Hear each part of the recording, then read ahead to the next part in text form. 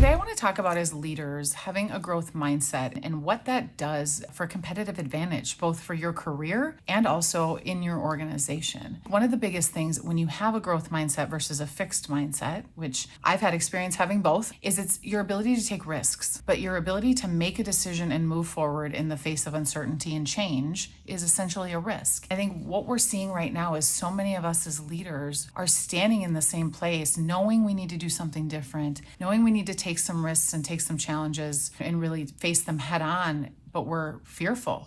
Right? We're fearful of failure, of it being the wrong decision. We're seeing businesses be impacted because the leaders don't have what they need to be able to take those risks and take on those challenges in a very challenging environment. This is what I feel like we do really well at Keystone, and it's why we are such great partners with our clients, because we help them shift their perspective. How does taking risks relate to change resiliency? Well, it's a muscle. And in order to be good at change and open to change, you have to have experienced it in the past and moved forward in the face of it. You have to take the risks and head some of those challenges head on and have them really help you build the muscle you need to be resilient and change. So I get the question a lot that when I'm stuck, what do I do to kind of move forward in the face of that? There's two things primarily that I do. One is I usually breathe. I take a deep breath and I try to not make a decision either way in a state of fear. The other thing I do is I believe action kills fear. So when you're looking at taking a risk, when you're looking at facing a challenge head on, taking the smallest step, I have to do something towards that change in order for the change to feel less scary. And then the last thing that I do is I use my network.